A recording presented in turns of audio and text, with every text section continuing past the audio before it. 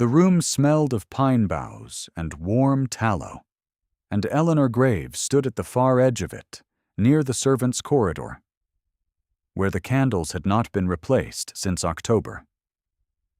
She wore the gray silk her mother had altered twice before she died, and the hem showed the work of a third alteration that Eleanor had done herself by the light of a single taper. Around her, the Countess of Whitmere's winter concert filled every upholstered chair and every velvet-draped window seat with women whose gowns had been made for this specific evening, and not one of them had looked at her since she arrived. Her aunt, Mrs. Annabel Fenton, had brought her. Mrs. Fenton held the small set of rooms above the milliner's shop on Curzon Street, only because Lady Penhurst had not yet found a reason to withdraw the arrangement, and attending the Countess's concert was one of the conditions of that courtesy. Eleanor was to sit beside her aunt, say nothing, and leave when told.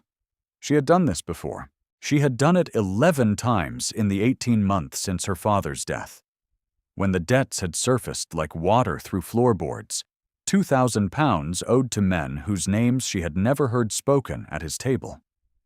The season had absorbed the information the way it absorbed all information about money, swiftly and without appeal. The debt man's daughter, Lady Penhurst said, not to Eleanor, not even to the woman beside her, simply into the close air between them, the way one might name an insect on a tablecloth. She said it the way a woman says a thing she has said before and expects to say again. Mrs. Fenton's hand found Eleanor's wrist beneath the shawl and pressed once. Eleanor did not move. If you have ever walked into a room where the warmth stops short of the place you are standing, you may already understand the shape of what followed. Stay close. The music had not yet begun. The Countess's pianist was late, and the chairs had begun to shift with the particular restlessness of a room that has dressed for an occasion and been made to wait. Eleanor kept her hands folded at her waist. She counted the candles on the nearest sconce. 4. One of them guttered. She did not see the Duke of Halford enter. He came through the main doors, with the unhurried authority of a man who has never been asked to use a side entrance, and the room rearranged itself around him with the quiet efficiency of furniture being moved for a dance. He was tall. He wore black, as he had worn black for 3 years, and the severity of it made the candlelight seem warmer by contrast. His face was the kind of face that had learned not to give anything away, and it gave nothing away now, except this. He stopped. Not at the threshold, not at the greeting line where the Countess waited with her hand extended, not at the chair Lady Penhurst had saved beside her niece Lady Catherine Selwyn. He stopped in the middle of the room, 6 paces from the servants' corridor, and his gaze found Eleanor Graves the way a compass needle finds north. Not searching. Settling. It lasted 2 seconds. Perhaps 3. His jaw tightened once, a motion so slight that only someone watching his face with the particular attention of a woman who had learned to read rooms for danger would have caught it. Then he moved on. He took the Countess's hand. He sat beside Lady Catherine, whose ivory gown caught the light as though it had been designed to do exactly that. He said something Eleanor could not hear, and Lady Catherine laughed, and the pianist arrived, and the music began. Eleanor's pulse was loud in her own ears. She pressed her fingertips together beneath the shawl and breathed until the sensation passed. It did not pass. The room was warm now, suddenly and specifically warm, in the place where she was standing, and she could not account for it. Mrs. Fenton leaned close. "We will leave after the second piece," she whispered. Eleanor nodded. She watched the pianist's hands because watching hands was safe, and she did not look at the Duke of Halford again. She did not need to. She knew exactly where he was in the room. The rooms above the milliner's shop on Curzon Street were small and smelled of lavender water and camphor. There were 2 of them. The front room held a writing desk, a chair with one shortened leg shimmed with a folded card, and a narrow bookshelf on which Mrs. Fenton's late husband's sermons sat beside Eleanor's mother's prayer book. The back room held 2 beds, separated by a curtain Eleanor had sewn from muslin that had once been a summer dress. The prayer book was the only inheritance she had not been forced to sell. Between the pages for the Christmas liturgy, her mother had pressed a sprig of holly the year Eleanor was born. The leaves had gone to brittle brown lace, and the berries were dark as old ink, and Eleanor opened to that page every evening before she pinched out the candle. She did not pray over it. She simply looked at it the way one looks at proof that a particular world existed once. Her father, Mr. Richard Graves, had been a gentleman of moderate estate in Hertfordshire, the kind of man whose name appeared in county records and whose debts did not. He had died in his study on a Tuesday in June, and by Thursday the solicitors had arrived. And by Saturday Eleanor knew that the house, the furniture, the horses, and her mother's garnet earrings belonged to men she had never met. £2,000. The number had a weight to it, the way a stone dropped into a well has a weight. She heard it land, and then the silence after. Mrs. Fenton had taken her in because she was Eleanor's mother's sister, and because she still believed that family was the word you used when the world offered no other. Lady Penhurst permitted the arrangement because Mrs. Fenton had once done her a service at a house party in Bath, and Lady Penhurst repaid a debt exactly once and expected the repayment to be remembered. Eleanor's days were small and regular. She accompanied her aunt to morning calls that were not returned. She mended gloves. She walked in the park at hours when the park was empty of anyone who might feel obligated to acknowledge her.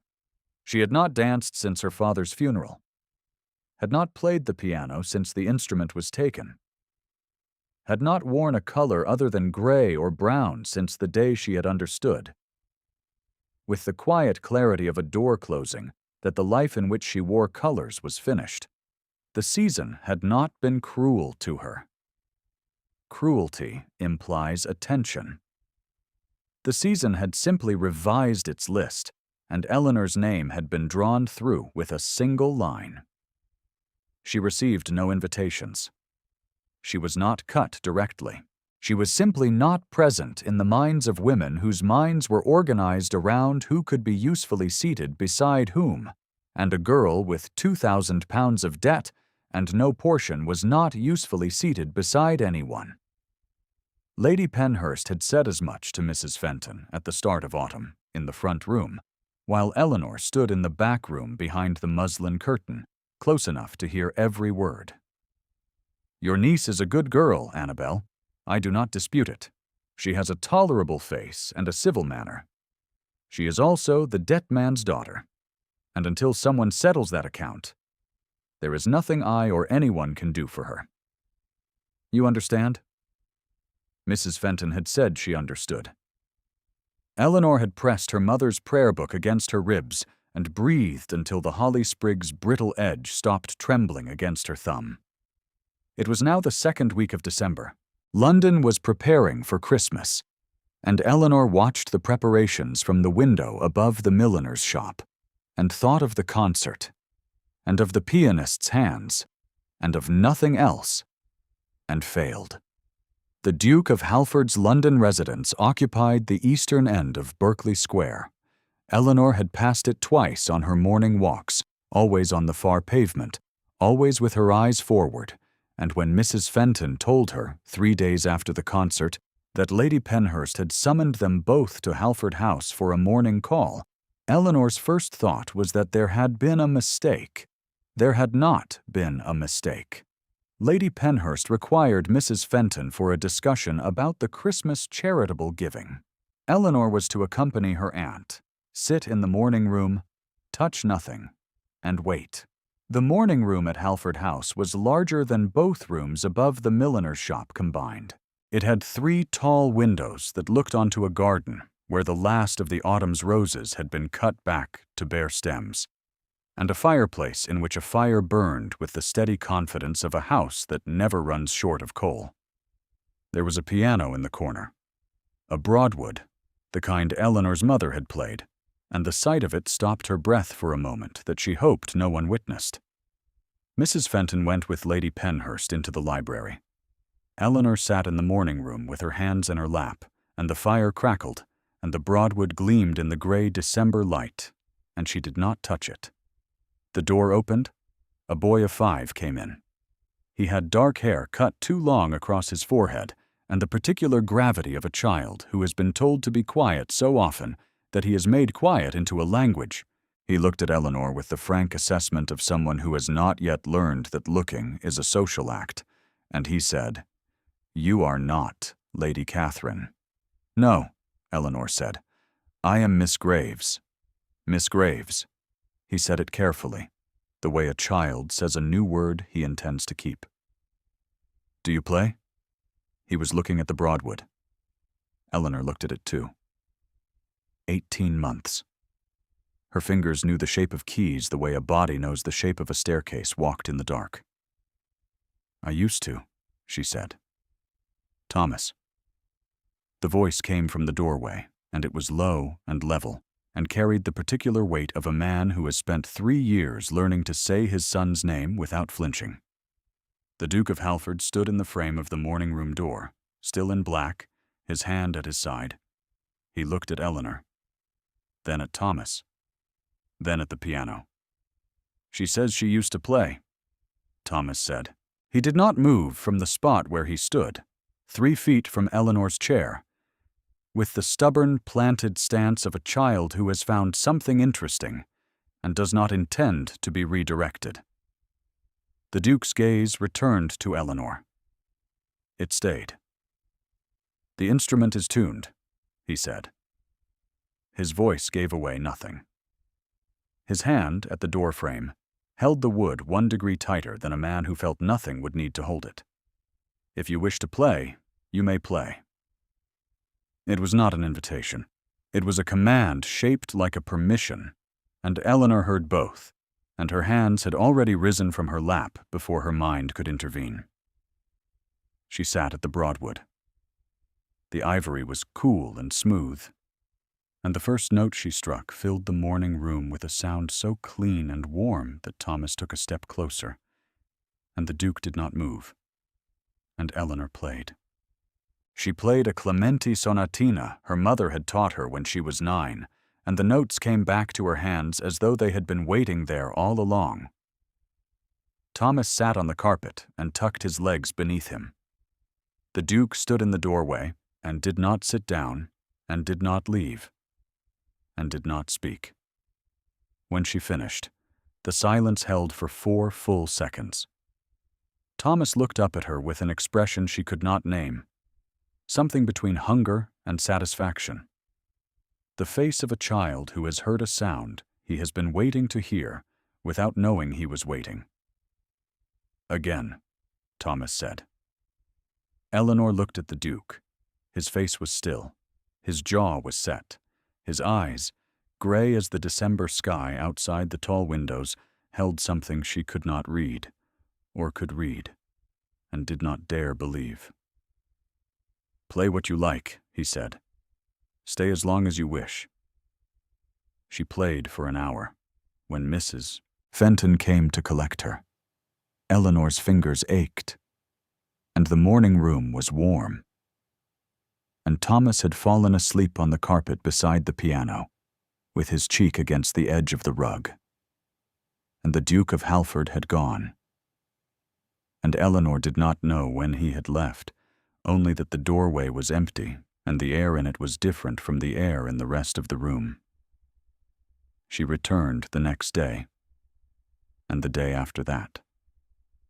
Lady Penhurst had not invited her. The Duke had. The instruction had come through the housekeeper, Mrs. Lowell, in a note so brief it barely qualified as correspondence. His Grace requests that Miss Graves attend the morning room at 10 o'clock to play for Master Thomas. Mrs. Fenton had read the note twice, folded it, placed it inside the prayer book beside the holly sprig, and said nothing except, "Wear the gray silk." The good one. Each morning Eleanor played, and each morning Thomas sat on the carpet, and each morning the Duke appeared in the doorway for some portion of the hour, and stood without speaking, and left without explanation. On the third morning it rained, and Eleanor arrived with her hem soaked and her shawl heavy with water. And the Duke met her in the front hall and said, "Come inside. Sit by the fire before you play. I am quite well, Your Grace. You are wet through and your hands are cold. Sit down." He did not raise his voice. He walked toward the morning room, and Eleanor followed, because her hands were cold, and because something in the way he had said "sit down" had sounded less like authority and more like a man who could not bear to watch her shiver. She sat. Thomas brought her a biscuit from the tray, carrying it with both hands, and the ceremonial focus of a child delivering something precious. The Duke stood at the window with his back to her, looking out at the rain, and Eleanor's body knew exactly how far away he was. 8 feet. The warmth of the fire on one side. The particular charged stillness of him on the other. On the fourth morning, she arrived early and found Thomas in the garden, crouched beside a bare rose stem with a small trowel. His coat was unbuttoned. His fingers were red. Thomas. Eleanor knelt beside him. The ground was cold through her skirts. "I am planting something," he said. "For Christmas. Father says Mother liked roses." Eleanor took his hands in hers and rubbed them between her palms until the red faded. She buttoned his coat. She did not tell him that roses do not grow in December, because the truth he needed was not botanical. The Duke was standing at the garden door. She did not know how long he had been there. His face was very still. One hand rested at his breast pocket, where something small and hard pressed against the fabric from inside. He watched Eleanor kneeling in the frozen garden with his son's hands between hers, and she saw him swallow once, and the muscle along his jaw moved, and he turned away before she could read anything more. That evening, at Lady Penhurst's weekly supper, the second voicing came. Lady Catherine Selwyn sat at the Duke's right, and the conversation turned to the Christmas ball. Lady Penhurst announced the guest list, and every name was expected, and Eleanor's was not among them. "I do hope," Lady Catherine said, her voice carrying the bright polish of a woman addressing the table rather than a single person, "that the arrangements for the ball will not be complicated by charity cases. The debt man's daughter has been very much in evidence at Halford House this week, I am told, and one does wonder what interest a girl in her position could have in a household so far above her station." The table heard it. Mrs. Fenton's hand found Eleanor's knee beneath the tablecloth, and pressed. Eleanor kept her face still. She had practiced stillness the way other women practiced embroidery, and she was very good at it. And the heat that climbed her throat stopped precisely at the collar of her gray silk and went no further. The Duke set his glass down. The sound it made against the table was small and specific, and the room heard it. "Miss Graves plays for my son," he said. His voice was level. "At my invitation." He did not look at Lady Catherine. He did not look at Eleanor. He looked at the glass he had just set down, and the candlelight moved across his face, and he said nothing more, and the table resumed, and Eleanor breathed. She learned about Charlotte on the 6th morning. Thomas had asked her to play something sad, and she had played a slow movement by Handel that her mother had loved. And when she finished, Thomas said, with the terrible directness of a child who has not yet learned that grief has a schedule, "That is what Father plays. At night, when he thinks I am sleeping." Eleanor's hands stilled on the keys. "Your father plays. He sits in the chair by the fire in her room, and he holds the little picture, and he plays the same notes on the table with his fingers." Thomas demonstrated, tapping the carpet with small, precise fingers. "Like this, the same ones you played." She did not ask what picture. She did not ask whose room. She understood that the Duke of Halford sat alone at night in his dead wife's room and tapped the melody of a Handel adagio on a table beside a chair, holding a miniature of the woman who had died, giving him the boy who now sat on Eleanor's carpet. Charlotte. Her name surfaced in the following days, in fragments. Mrs. Lowell mentioned her once, adjusting winter greenery in the morning room. Her Grace loved Christmas. She would have had the whole house in holly by now. Eleanor played every morning. The Duke appeared in the doorway less often now, as though he had decided that the morning room belonged to her and Thomas. She missed him there. She would not have said so.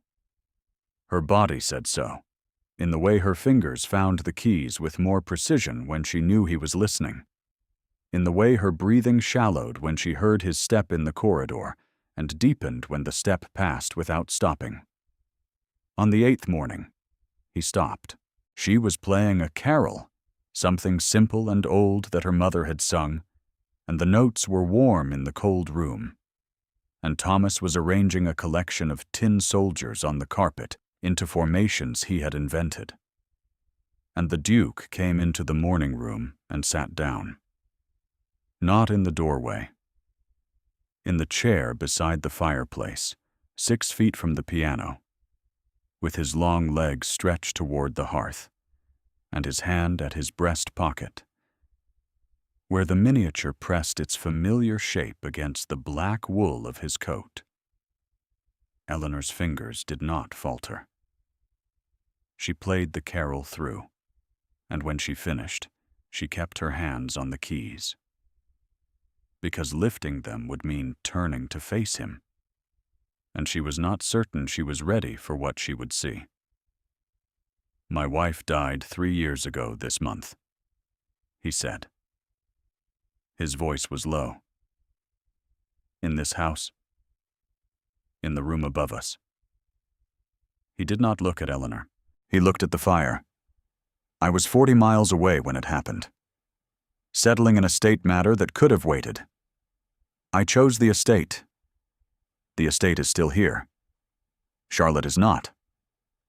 If you have been listening to Eleanor's story with a sense that something is building, something you can feel the way you feel weather change before the clouds arrive, then perhaps this is the moment to leave a quiet word below, so that you might be here when it arrives."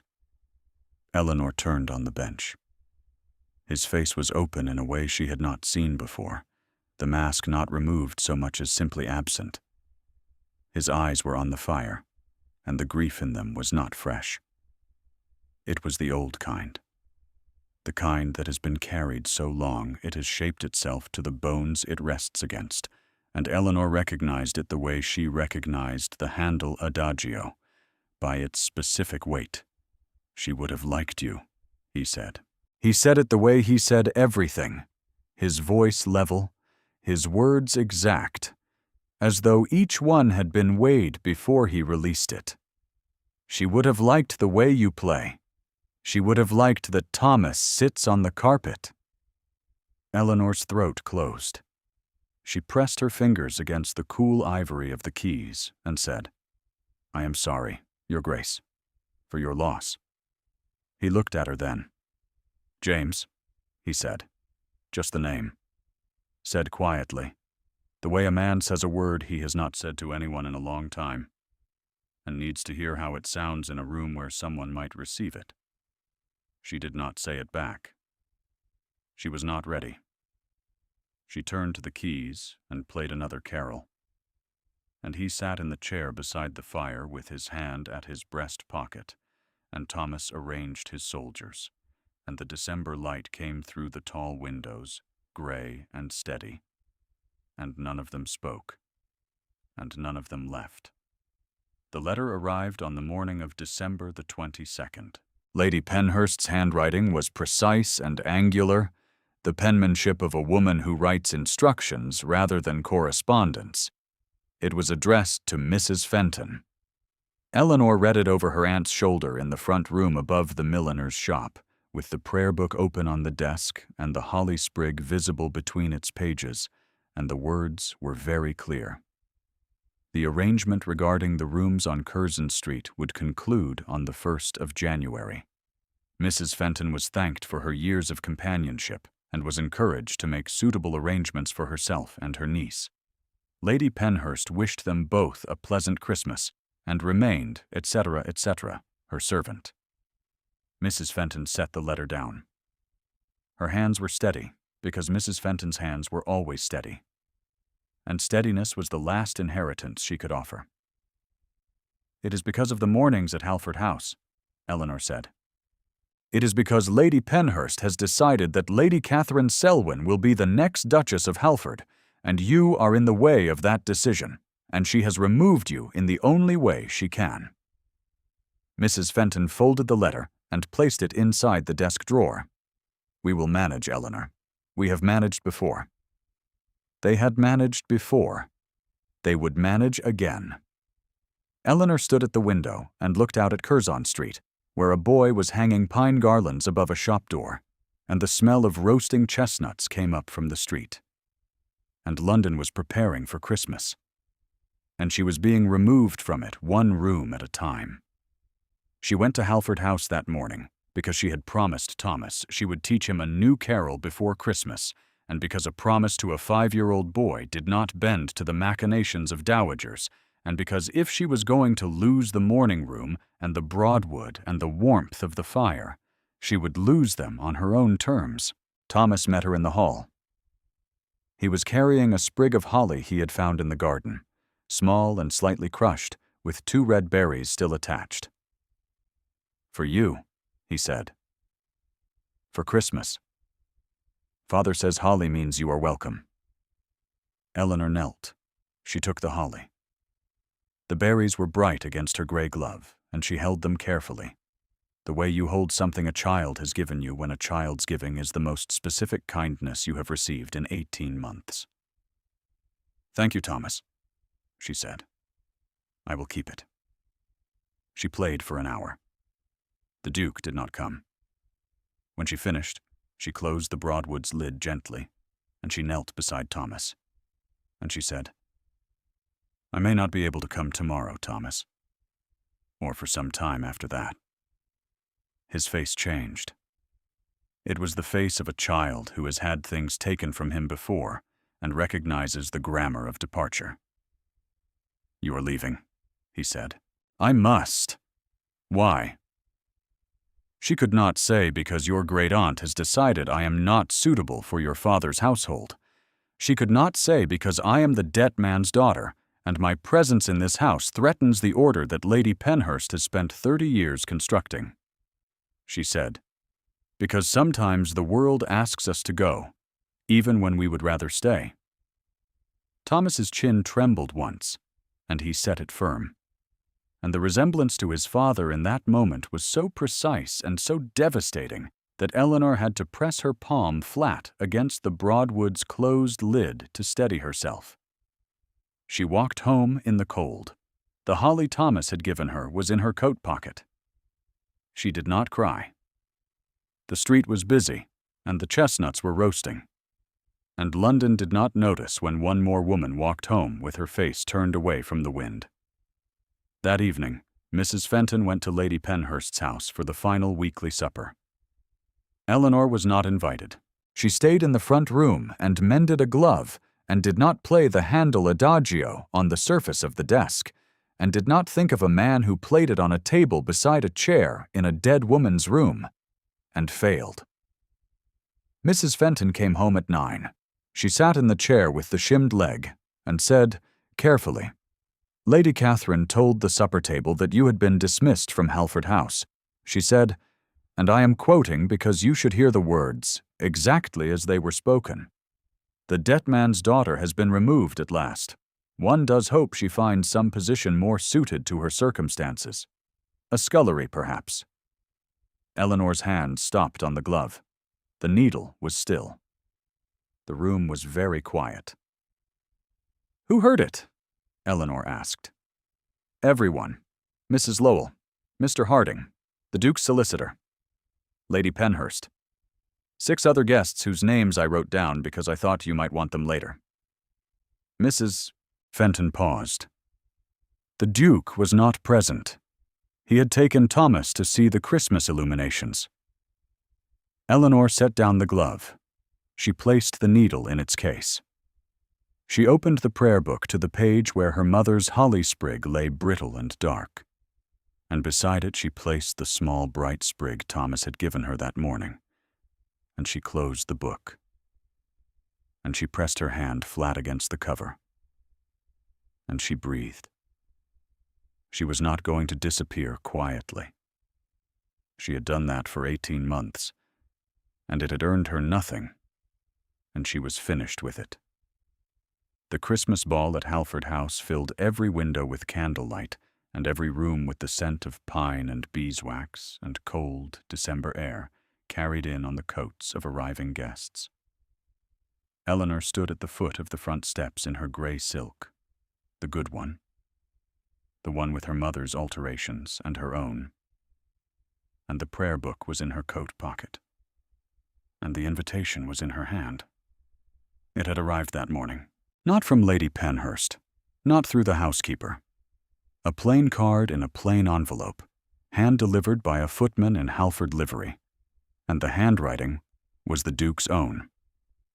Miss Eleanor Graves is requested at the Christmas ball, Halford House, December the 24th, 8 o'clock. No courtesy formula, just her name, the place, the date, the hour. Mrs. Fenton had dressed her. There was no new gown, no jewels, no transformation of the kind the season requires for its stories of ascent. There was only the gray silk, cleaned and pressed, and Eleanor's hair pinned simply, and at her throat a small brooch of her mother's that the solicitors had missed because it was brass and not gold, and therefore beneath their inventory. She climbed the steps. The footman at the door looked at the card and looked at her, and opened the door without expression, and every head that could turn did turn. Lady Penhurst stood at the center of the room in dark green velvet. Lady Catherine stood beside her in white silk. The guest list was Lady Penhurst's. The music was Lady Penhurst's. The evening was Lady Penhurst's evening. And Eleanor Graves was standing in it, uninvited by anyone Lady Penhurst recognized, holding a card she could not have received through any channel Lady Penhurst controlled. "What is she doing here?" Lady Penhurst's voice carried. It was not a whisper. "Who invited her?" The room waited. Eleanor stood with her hands at her sides and her chin level and the gray silk plain among the satins, and she did not move. The Duke of Halford came through the far doors of the ballroom. He was in black. He was always in black. The crowd parted for him, and he walked through the parting with his shoulders level and his face giving nothing away, and he crossed the ballroom floor in 4 measured strides and stopped in front of Eleanor Graves. The room went silent, not the gradual silence of a conversation winding down. The immediate, specific silence of 50 people who have simultaneously understood that they are witnessing something they will describe over breakfast tomorrow. He looked at her. She looked at him. His eyes were gray, the exact gray of December, and they held something she had seen only once before, in the morning room when he had spoken his dead wife's name. The thing in his eyes now was not grief.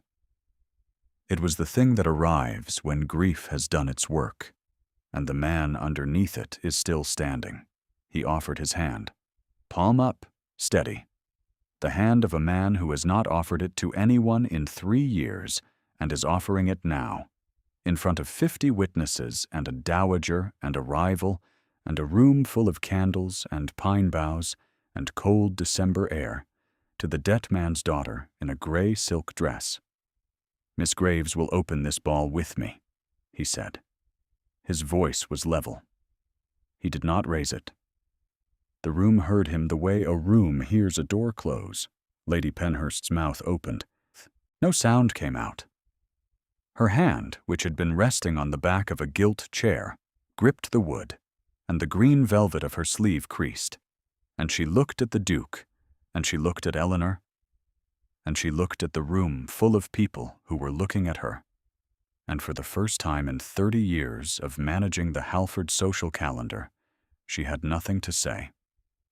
Lady Catherine's smile remained in place for 3 full seconds after the words landed. Then it faltered, the way a held note falters when the breath behind it fails, and she stepped back, 1 step, and her white silk caught the candlelight, and the candlelight no longer looked like it had been designed for her. Mr. Harding, the Duke's solicitor, appeared at the edge of the ballroom with a document case beneath his arm, and the quiet professional expression of a man who has been waiting for this moment since the morning and is satisfied to find it arriving on schedule. He did not speak. He did not need to speak. His presence said what documents say when documents are present, that the matter has been considered, that the terms have been reviewed, that the arrangement is not impulse. Eleanor looked at the Duke's hand. His fingers were steady. She could see the slight shape of the miniature in his breast pocket.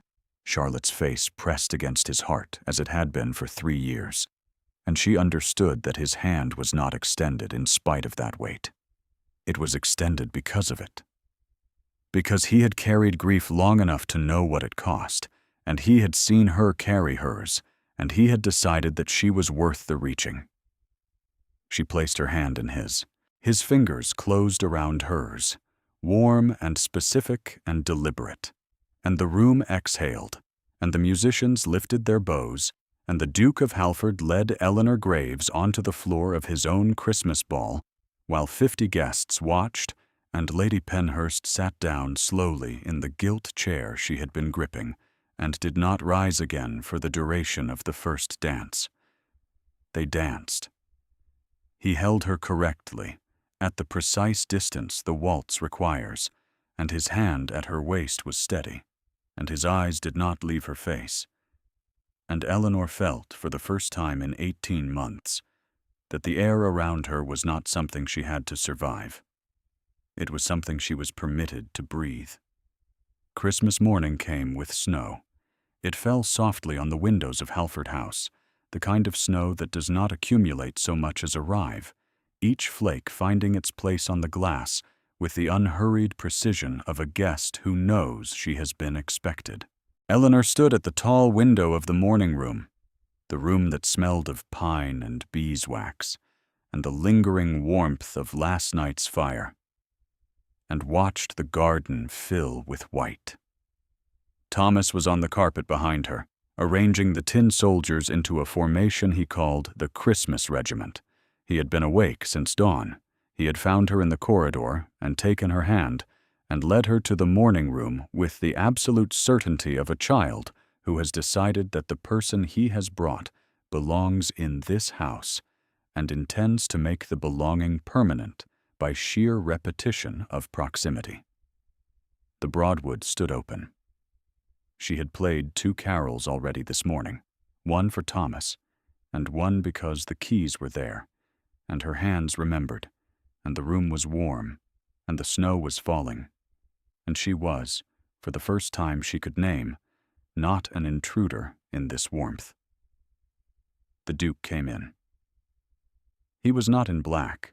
He wore dark blue, the color so unexpected on him that Eleanor looked twice, and the second look caught something she had not seen before.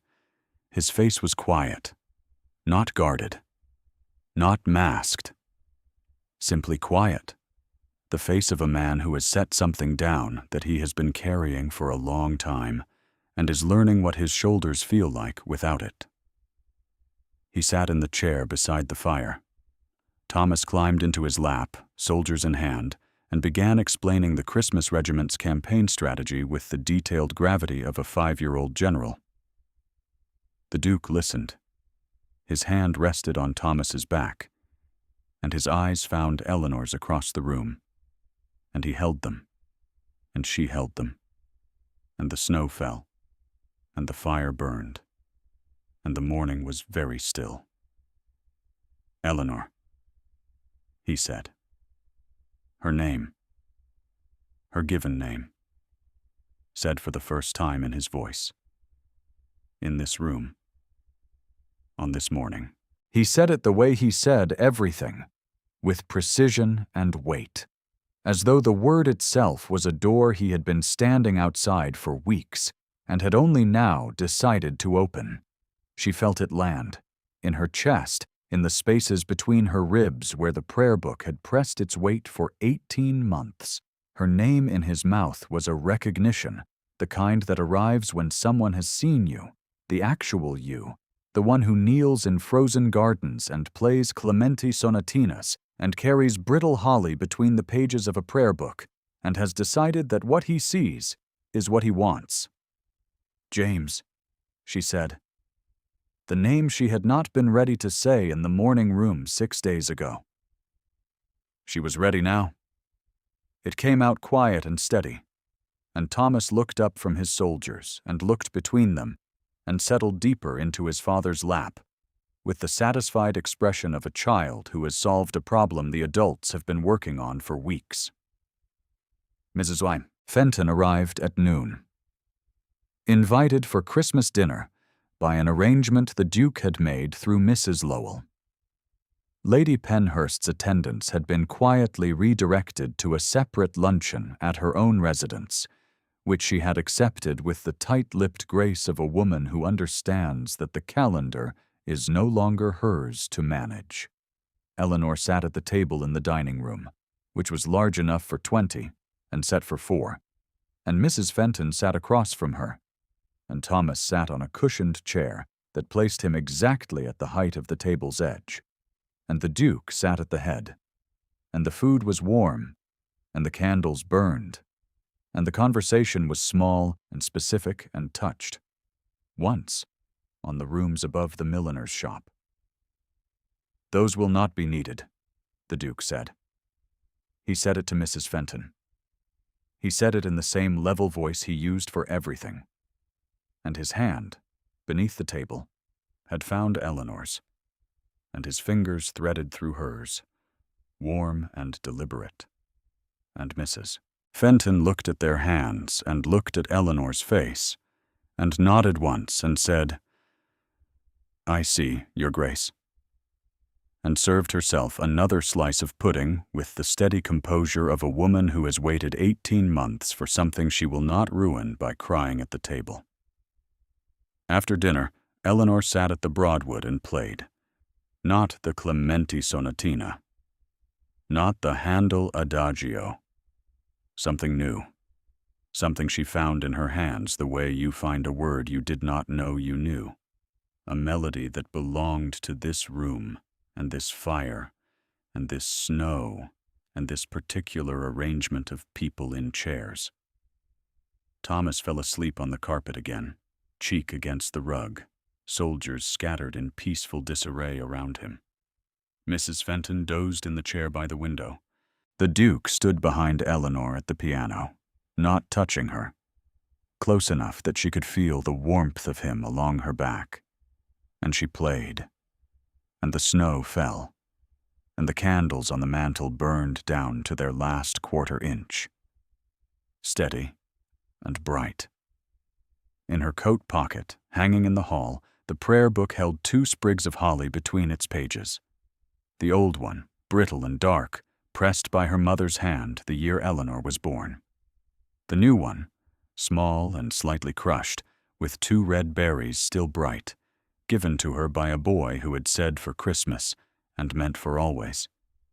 They lay together between the pages of the Christmas liturgy, one faded and one new, and both of them meant the same thing, which was that someone had once stood in a particular room and decided she was welcome there. The fire crackled. The snow kept falling. Eleanor played on. Thank you for staying until the end. If Eleanor's story found you at the right moment, leave a quiet word below and come back when you need this room again.